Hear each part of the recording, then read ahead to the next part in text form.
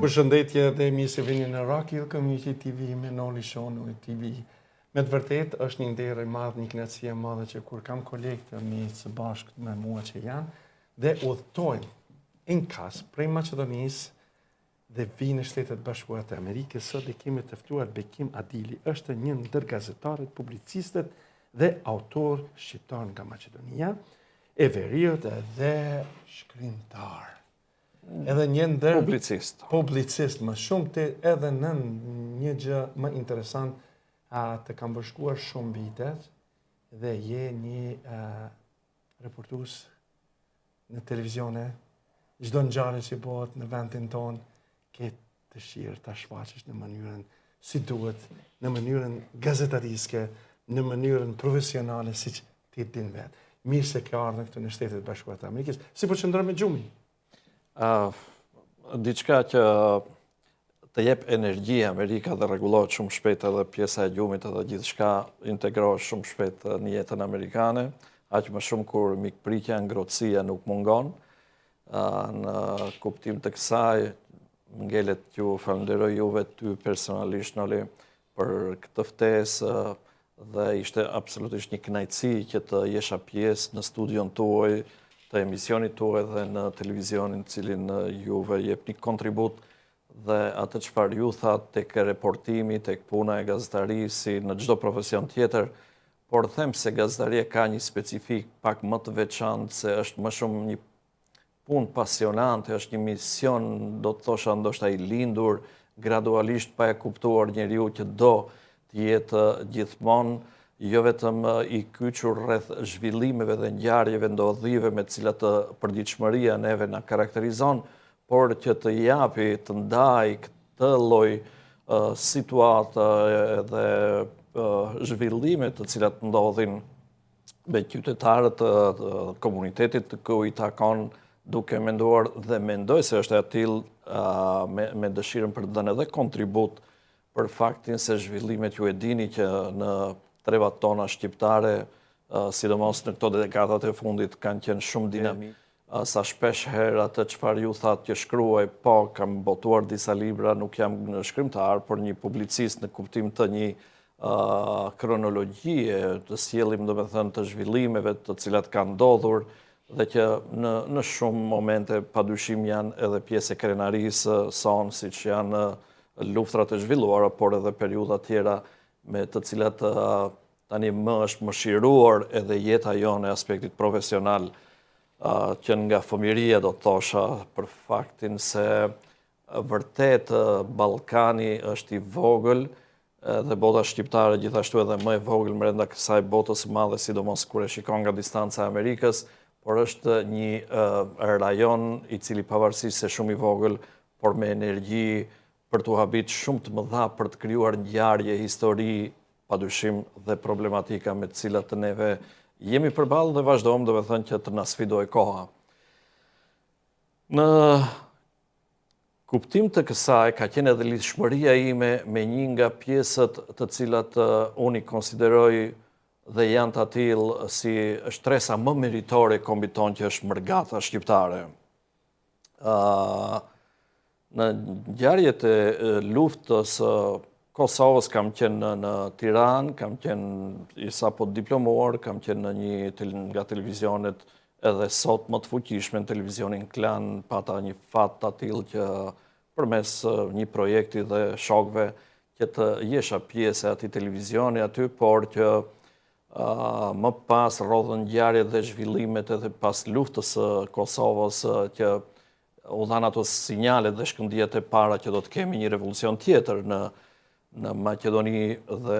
padyshim që gjithë secili e ndjeu të nevojshme për të qenë pjesë e atyre ngjarjeve, atij momenti, dhe ka qenë një nga momentet që na ka shtyrë, si thosh, për të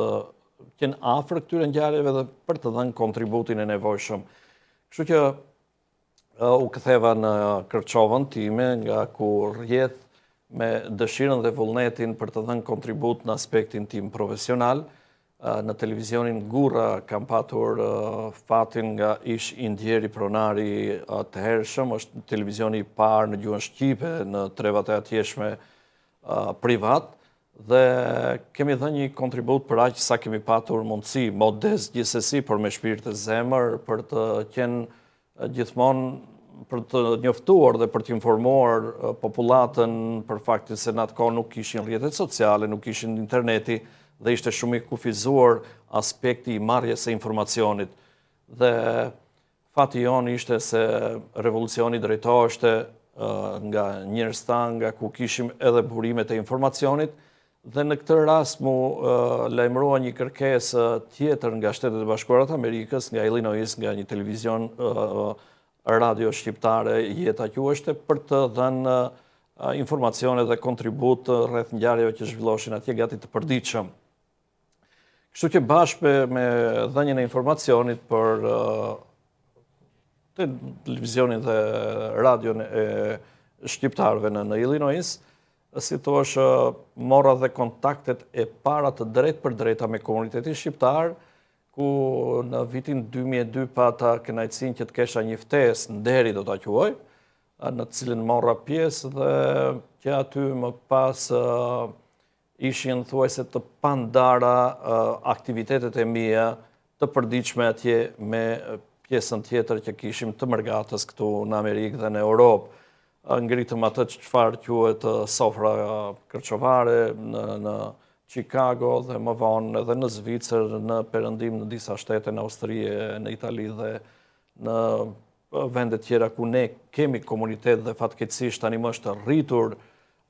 mërgata jonë shqiptare, sa që boshatisem vendet tona tani ka kaluar në një shqetësim tjetër ky fenomen. Kemi qenë të lidhur dhe të pandar vetëm për faktin se jo vetëm që vlerësojmë jashtëzakonisht shumë kontributin e mërgatës shqiptare, por që duhet thënë diçka se në çdo lloj rrethane, në çdo lloj situate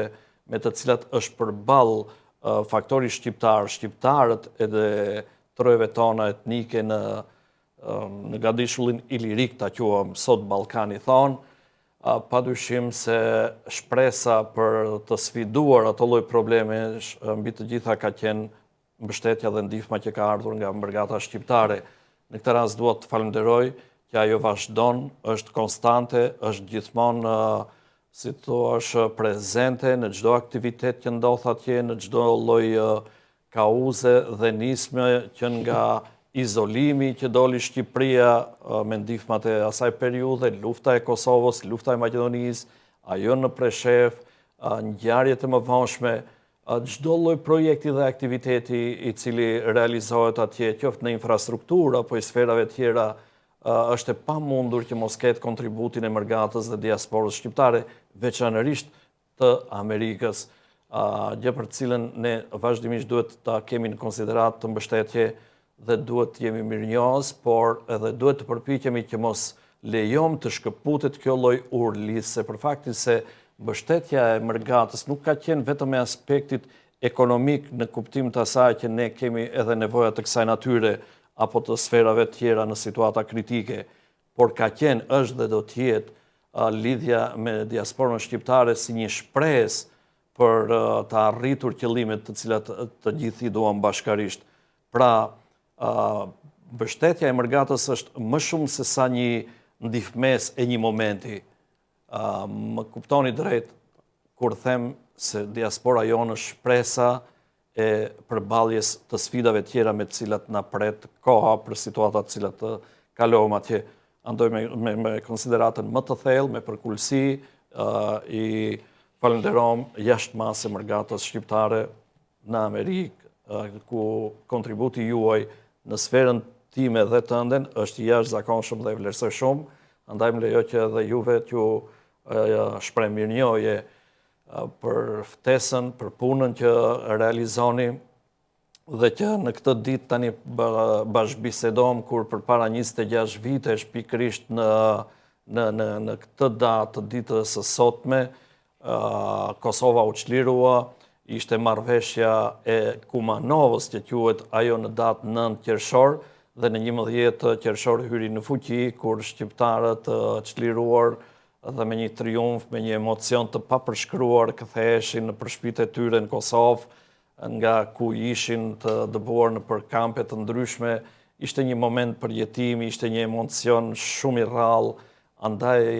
kemi se për çfarë të shkruam, kemi se për çfarë të flasim, vërtet kemi edhe momente dështimi, do të thosha, në shumë raste, por këto dekada kanë qenë dekadat e shqiptarëve, kanë qenë të përmbushura me plot të arritura dhe triumfe të cilat duhet t'i kujtojmë, duhet t'i shënojmë dhe t'ju alejmë gjeneratave të reja si një pasuri padyshim e asaj sakrifice që bashkërisht kemi realizuar këtu pa përjashtuar edhe një herë them diasporën tonë. Wow, sa kënaqësi e madhe është kur e ndëgjon një gazetar që ka një rrugtim shumë të madh, sidomos puna juve që është një korrespondencë non-stop. Kontaktet, bisedat edhe hulumtimet e juaja për çdo ngjarje, kjo është një fenomen i madh. Pra unë këtu, sot që jam këtu, kam dëshirë të kthej mbrapa pak. Nga e morë këtë inspirim dhe si filloi rrugtimi yt të jesh një gazetar. Shumica e gazetarëve thonë se na do të shkojmë të bëjmë një gazetar, do të jem në lajme, do të jap këtë. Por përcaktimi yt i punës tonë që e ban dhe të kemi ndjekur edhe të ndjekim shumë në çdo cep, në çdo moment jep për çdo ngjarje që ndodh, sidomos nëse e kyçmi në politikë ose në gjëra që ty të mbrengosin, jep informatë. Nga të erdhë kjo? Pak më përpara thash diçka, por do ta potencoj, të falenderoj shumë për këtë pyetje që është ndoshta hera e parë që më bëhet në studio televizive. E thash që ne, si thosh, lindëm dhe u rritëm para kohë me probleme të cilat nuk i takojnë një fëmiu, nuk i takojnë një të riu. Dhe ngjarjet të cilat lidhen me moshën time që nga viti 80, kur unë kam patur 10 vjet, kanë të bëjnë edhe me aspektin padyshim të një edukate të frymës në aspekt kombëtar të familjes, të gjenezës të cilës i takom. Jam biri apo trashëgimtari i një mësuesi me kontribute modeste në atë qytet, por pa lënë anësh aspektin edhe të veprimeve, edhe të çështjes komp, edhe të aspekteve tjera më vonë pas viteve 90 të asaj politike. Pra burimi dhe inspirimi kryesor i ndërtimit tim në këtë fushë padyshim ka qenë jati im i ndjerë tani më, i cili në momentin kur unë zgjodha që të përcaktohem për t'i hyrë botës mediatike, që të vazhdoj fakultetin e gazetarisë, realisht më ka thënë mendohu se nuk është e lehtë. Nuk është e lehtë se kontakti me njerëz dhe shtresat të ndryshme, me problematikat të cilat jeta na përball në ecurinë tonë, duhet trajtuar dhe jo gjithmonë do të gjesh, domethënë, dhe do të hasish mirë kuptim. Jo gjithmonë do mund t'ja qellosh. Pra duhet të jesh i përgatitur që në këtë punë të jesh i sharë, por të paktën të jesh i qetë brenda dërgjegjes tënde në kuptimin e kontributit që ti domethënë t'japish në jetën e përgjithshme. Dhe realisht kështu është në puna jonë, për faktin se ballafaqimet, ecurit, zhvillimet, dinamika ka qenë shumë e shpejtë dhe me shumë ngjarje në trojet tona atje. Dhe ne më shumë domethënë e kemi patur si një pasion, si një vullnet, si një dëshirë, se sa realisht kemi qenë të përgatitur në aspekt profesional. Dhe kur njeriu e do punën, kur pasioni nuk të mungon, kur ti e dashuron në të vërtetë atë çfarë bën, ajo as të lodh përkundrazi edhe të pjekuron, të formson përpara kohe që ti të japish kontributin që duhet. Dhe ne jemi fokusuar kryesisht në aspektin mediatik dhe të gazetarisë, në atë çfarë quhen problemet që lidhen me fatin dhe ecurinë e kauzës sonë kombëtare.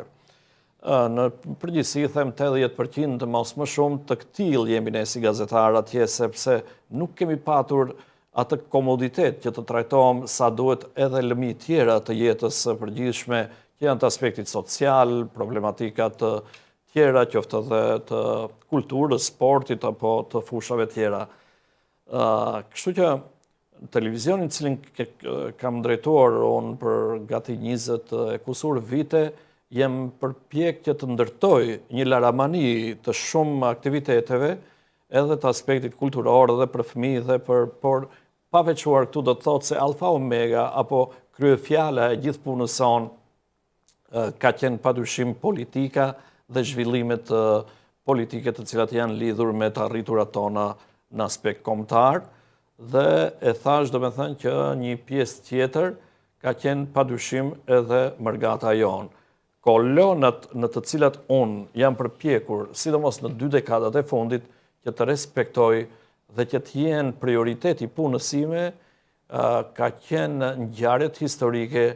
të cilat lidhen me këto zhvillime, akti më sublim i njerëzve të cilët kanë dhënë jetën për të nderuar dëshmorët e kombit, për të nderuar luftëtarët të cilët patën guximin që të flijojnë veten për perspektivën dhe kauzën tonë kombëtare, për fajtësimin tonë politik që realisht ndoshta edhe shpeshherë gabom dhe ngutemi nga dëshira e madhe që të arrijmë sa më shpejt pozicionet tona, sidomos në Maqedoninë e Veriut, ku kemi situata të kopaskoshme edhe diskriminuese, tendenca apo ballafaqimi vazhdon, është etnik më shumë se sa i aspekti qytetar në atë shtet. Dhe këtu jemi fokusuar, si thosh, në veprimtarinë e këtyre viteve, dhe kështu që gradualisht u bërë edhe pjesë e Institutit të Trashëgimisë Shpirtërore dhe Kulturore në Shkup, ka gati 2 vjet, një institut i cili nga vetë emërtimi kupton se merret me ulumtimin e trashëgimisë son shpirtërore dhe kulturore atje, dhe nuk është e vogël pasuria apo ai thesari të cilin mua më pëlqen ta quaj i trashëgimisë son nga e kaluara. Dhe ky lloj instituti është duke dhënë kontribut, shënon çdo lloj ngjarje, përpiqet të hulumtoj sa ka mundësinë edhe të aspektit të buxhetit për të shënuar dhe për të nxjerrë në dritë shumë ngjarje historike apo të trashëgimisë son edhe kulturore dhe të arkeologjisë dhe të aspekteve tjera kulturore nga e kaluara që kemi, dhe që një nga pasuritë shpirtërore të kombit shqiptar është padyshim edhe, e thash edhe mërgata, duke mos veçuar, më lejo që ta përsëris, padyshim janë dëshmorët, janë luftarët, janë veprimtarët, dhe bashkë me ata është edhe kontributi i diasporës si sakrifica më sublime e këtyre të arriturave. Dhe kur ne të ndodhemi për shembull aktualisht këtu në studion tënde dhe që flasim nga Amerika, unë e thash edhe tek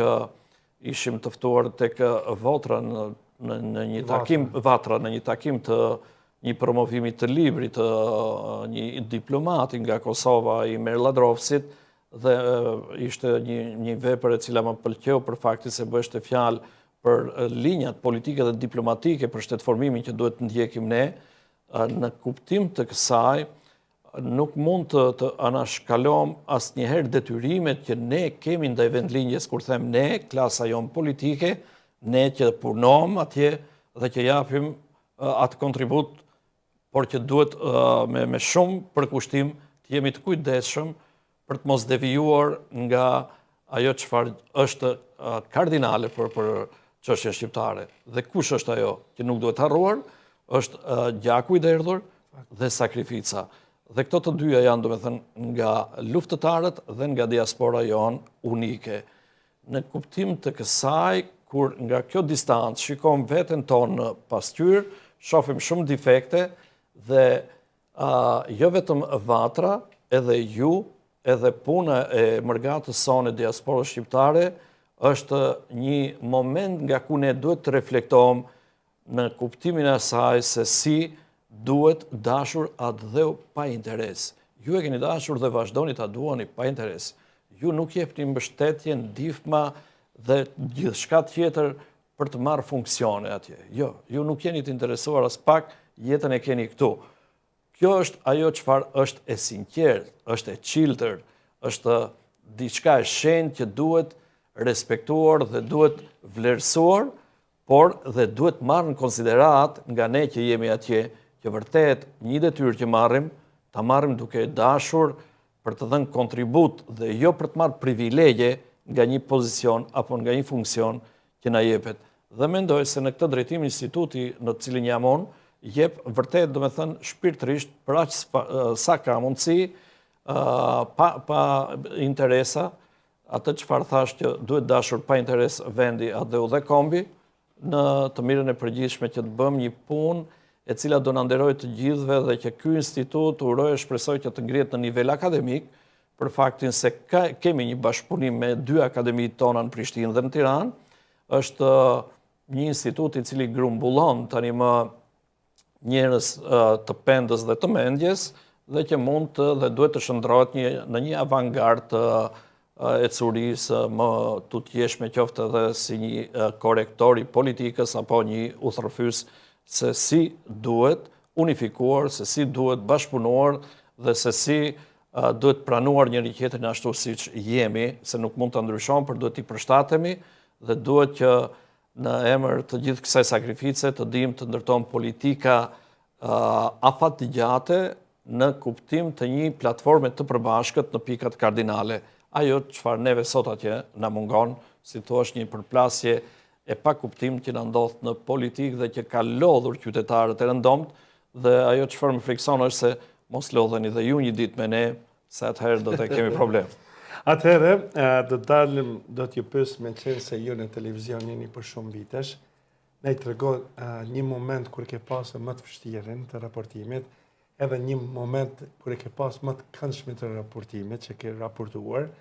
kur kanë qenë edhe si kanë qenë sotash, do të kthej mbrapa, se e kam vendosën sot, me qenë se është një kënaqësi imja që ke ardhur prej atje dhe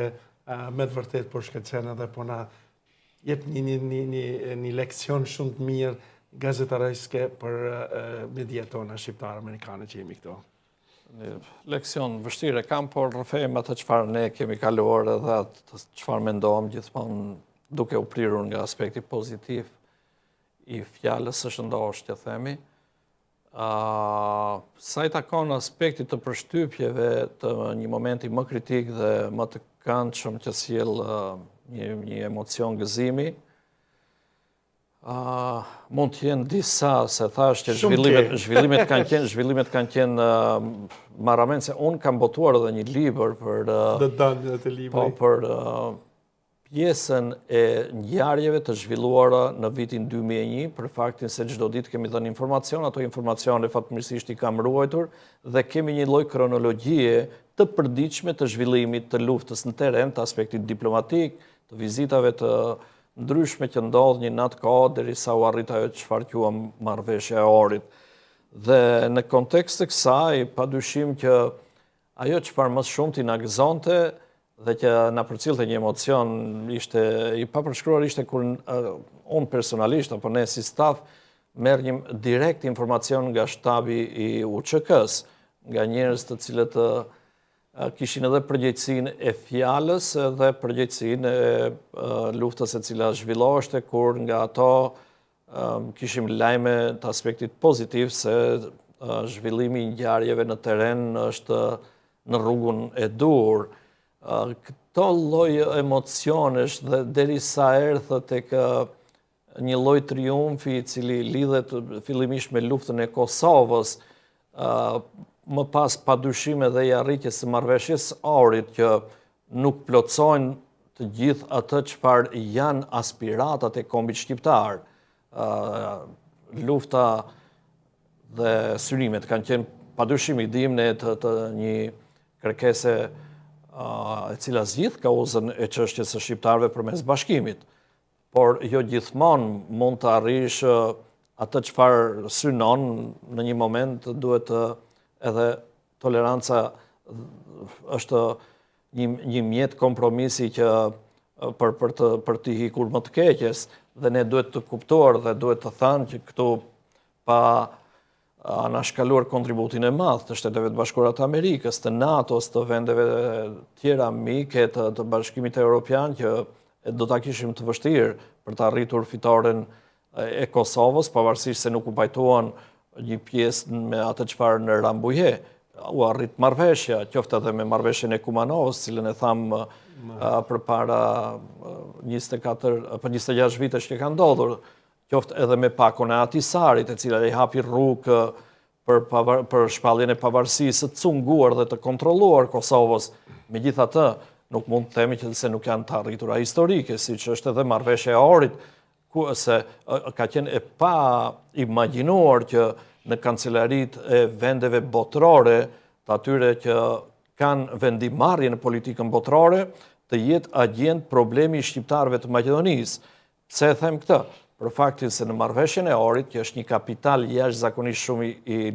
i lartë edhe historik dhe politik, për herë të parë kanë ardhur që ta firmosin atë marrëveshje e cila synon barazin apo e një problematikën e faktorit shqiptar brenda atij shteti. Shtetet e Bashkuara të Amerikës kishin përfaqësuesin e saj, kishte Bashkimi Evropian dhe NATO-ja. Do të thotë se nga 3 faktorë relevant u firmos dokumenti i marrëveshjes ore, që do të thotë se për disa ditë apo për disa javë agjend në tavolinat e kancelarive botërore ka qenë problematika e shqiptarëve të Maqedonisë sot të veriut. Nuk mund ta mohojmë që kjo është një arritur jashtëzakonisht një kapital shumë i fuqishëm dhe politik dhe historik. Sa ne kemi pastaj lëshime, mangësi në realizimin e saj, sa përmbush ajo, atë çfarë ne synojmë, ajo është një temë tjetër. Por fatkeqësisht ne nuk kemi arritur që ta përmbushim të plot marrëveshjen e Ohrit për të hedhur hapin tjetër pastaj drejt një kërkese më madhore. Të flas me ty më duhet ndoshta edhe një 2 javë, 3, se kam çka flas. Na fol pak për librin. Atëherë janë 2 vepra të cilat më shumë ti unë, si thosh, i dua për ato çfarë kam shkruar. E para i kushtohet krye këput vendlindjes time Kërçovës, që kam realizuar një përshkrim të ngjarjeve historike, të dëshmorëve të rënë në periudha të ndryshme, të veprimtarëve, por edhe të specifikave tjera me të cilat lidhet historia e asaj treve, pavarësisht se e vogël, por realisht si çdo trev tjetër shqiptare, ka historinë e vete, ka sakrificën e vet, gjakun e derdhur në të. Kam emëruar kështjellja e qendresës, uskanës Lazh dhe Kërçovës së ditëve të sotme. Dhe tjetra është fokusi mediatik mbi ngjarje të cilat ndodhen në vitin 2001, që ta përshkruajta pak më përpara. Aty fokusohem kryesisht në peshën, rëndësinë që kishte zhvillimi i atyre viteve, i vitit 2001, për nga pesha dhe politike dhe historike, duke kujtuar të rënët e asaj periudhe, njerëzit të cilët e kishin e mbështetën me gjitha format e mundshme, çdo lloj qytetari në formën e vete, dhe ajo çfarë është më specifike, ta thash, është domethënë dhe që uroj, shpresoj që t'i ngeli në arkiv mediave apo studiuzve të ndryshëm, instituteve edhe bibliotekave, sepse çdo ditë është e përfshirë zhvillimi i ngjarjeve në 2001-shin. Nga momenti kur në shkurt mars, apo kur kishim paralajmërimet e mëhershme nga disa ngjarje të ndodhura edhe gjatë muajit janar, dhe derisa u mbyll në gusht, janë domethënë diku 7-8 muaj që kam në atë libër të përshkruar çdo ditë se si janë zhvilluar ngjarjet në teren, në jetën e atëhershme, e cila lidheshte me luftën e vitit 2001. Ajo çfarë tani po synom është një monografi të cilën jemi në përgatitje sipër, prandaj isha dhe në Chicago, në komunitetin vizita ime këtu në Illinois, ku takova pjesëtarët të shoqatës Kastriotit, Uskanës, të komunitetit shqiptar, dhe që lidhet me realizimin e një monografie e cila përfshin apo nxjerr në sipërfaqe, duke respektuar dhe duke e trajtuar si një simbol të një thesari në kuptimin e emancipimit dhe shkollimit të shqiptarëve, dhe që lidhet me objektin dhe shkollën e parë shqipe në gjuhën shqipe në Maqedoninë e Veriut, dhe që për fatin ton të mirë, do ta thosha në këtë rast, i takon qytetit dhe fshatit nga ku unë rrjedh. Aty është hapur shkolla e parë shqipe në Maqedoni, mbas 2 vitesh bën 100 vite jetë ai objekt, shkollimi, dhe këtë lloj monografie padyshim jemi, si thua, duke në fazat e para duke përgatit, por që kemi një mbështetje edhe nga diaspora jonë këtu në Amerikë. Atëherë, pra, synimet e juaj, programet e juaja në vijim, edhe për fond kisha pas dëshirë një mesazh për të gjithë shqiptarët amerikanët. Synimet e mia për të ardhmen nuk është se kam objektiv diçka të qartë, përveç se dua më beso të jap mesazhin ose të kesha, si thua, në plan realizimin e disa veprave të cilat lidhen me të kaluarën, por që absolutisht edhe duhet dhanë mesazhin për të ardhmen. Tani unë jam në një moshë të pjekur, do të thosha, për nga mosha biologjike, por edhe profesionale. Kam gati 30 vite jetë në aspektin mediatik, publicistik, dhe tani jam pjesë e Institutit Trashëgimisë në Shkup. Dhe nuk na lejon as eksperienca aspektit profesional dhe as aspekti i moshës biologjike, që ne të bëm gabime foshnjore apo ato çfarë na ka ndodhur nga papjekuria në moshë më të hershme rinore. Ajo çfarë unë dua përmes punës sime të reflektoj është që të nxjerrim në sipërfaqe vlerat të cilat i ka zënë, si thua, pluri i harresës dhe nuk i kemi nxjerrë në pa, për faktin se është shumë e rëndësi që të merret në konsiderat ajo sakrificë të kaluarës, vlerat të cilat i kemi, dhe të japim mesazhin gjithmonë, domethënë pozitiv, me punën që realizon në teren duke organizuar aktivitete të ndryshme të karakterit edhe historik dhe shkencor dhe të ngjarjeve tjera që përfshihen në atë çfarë quhet promovim i një vepre apo i monografive të ndryshme apo i përkujtimeve dhe ngjarjeve historike që të japim mesazh tek të rinjt në 2 aspekte. Një, nuk duhet harruar e kaluara, e dyta, duhet të jemi më të dinjitetshëm për të ndërtuar të ardhmen mundësisht brenda hapësirave tona atje,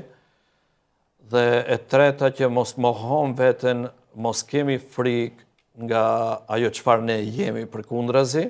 duhet me dinjitet të dim të përfaqësojmë veten tonë në institucionet e atjeshme përballë kundërshtarëve politik dhe të etnive të ndryshme, dhe është, mendoj se puna më e mirë ajo çfarë ne mund të bëjmë, domethënë duke përgatit veten, duke përgatit gjenerata dhe duke investuar në kapacitetet tona për të patur kuadro sa më të përgatit, sa më të jenë, si thua, cilësor në kuptim të përgatitjes së tyre, aq më të denjë do të jemi nesër, qoftë në punët tona të përditshme, qoftë në atë institucionale, qoftë edhe me faktorin e jashtëm. Ne synojmë Bashkimin Evropian, ne synojmë, domethënë, që të integrohemi në proceset Euro-i3 ruse dhe Euro-atlantike, dhe nuk mund të integrohemi, nuk mund të paraqesim veten me dinjitet në qoftë se ne nuk investojmë në atë çfarë quhet përgatitja realisht, domethënë, e kuadrove të mirëfillta. Në kuptim të kësaj, unë mendoj se duhet të realizojmë punën tonë të përditshme, dhe aspekti tjetër është që të përpiqemi të ndërtojmë një frymë sa më bashkëpunuese njëri me tjetrin. Neve nuk kemi nevojë që të kemi përplasjet verbale, ne nuk kemi nevojë që të ushqejmë një lloj konflikti njëri me tjetrin. Ne kemi nevojë për të bashkëpunuar sa më shumë. Ashtu nderojmë veten dhe i japim rrugë një perspektive më të shëndosh, por edhe përpara botës tregohemi si një popull i qytetëruar. Ajo çfarë sot në politikë na ndodh, shpeshherë padyshim na le shihen e hidhur,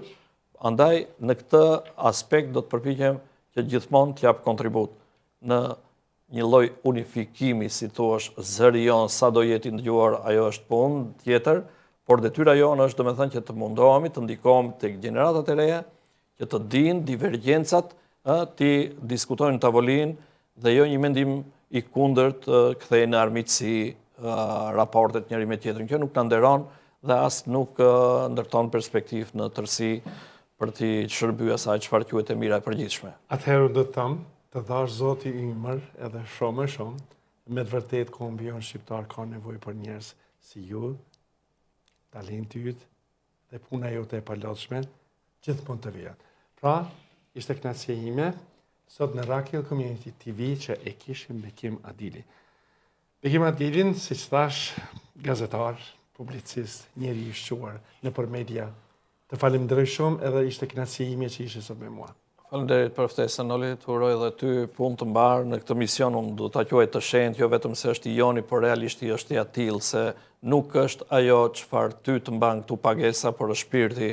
yt i cili ka dëshirë të jetë gjithmonë pranë dhe njerëzve të gjakut e gjuhës sonë përbashkët. Faleminderit. Respekt.